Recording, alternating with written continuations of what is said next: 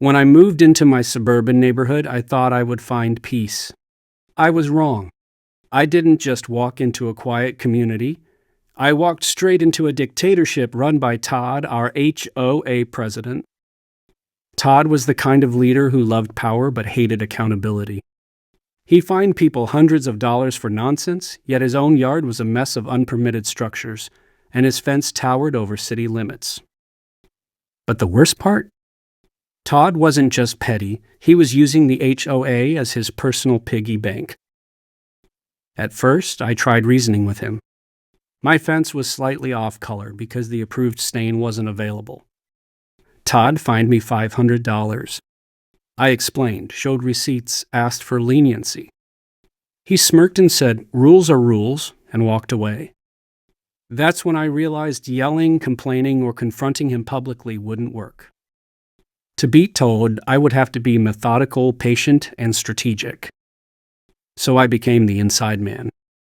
I volunteered for the HOA board, pretending to be the eager newbie who just wanted to help the community. I spent 2 years attending every meeting, quietly observing everything. I learned how Todd controlled the board, pushing through votes when only his allies were present, burying inconvenient paperwork, dismissing dissenting voices. I took meticulous notes, remembered patterns, learned habits, and waited for the right moment.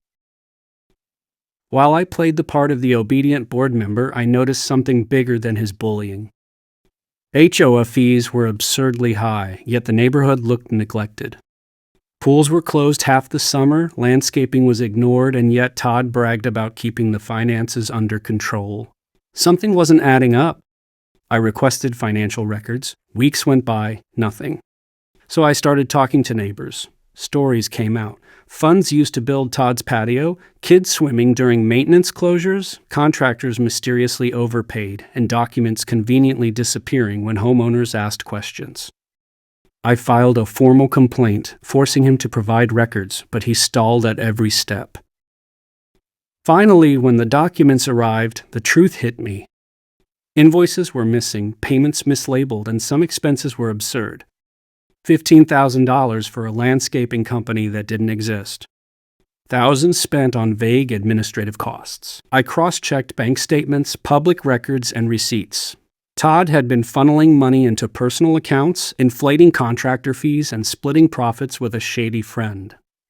I documented everything in a detailed report, spreadsheets, photos, notarized statements from neighbors who had witnessed Todd's antics firsthand.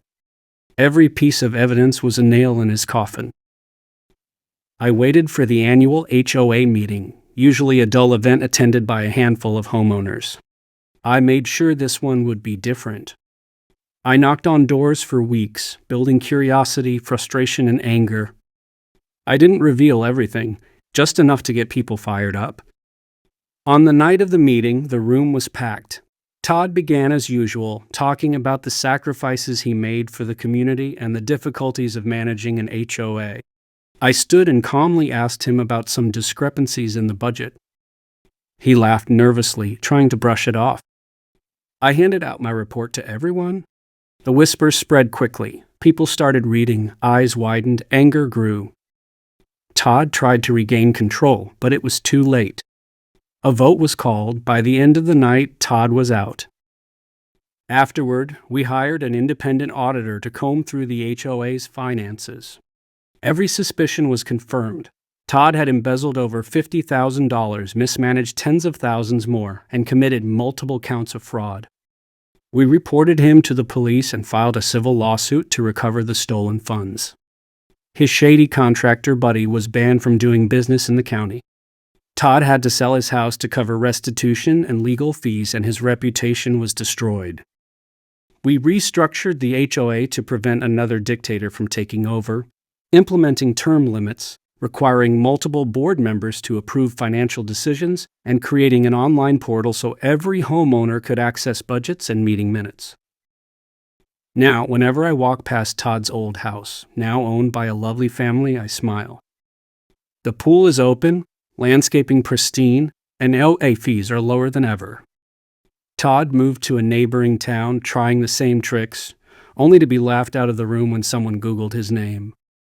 Justice wasn't just served, It was plated, garnished, and savored.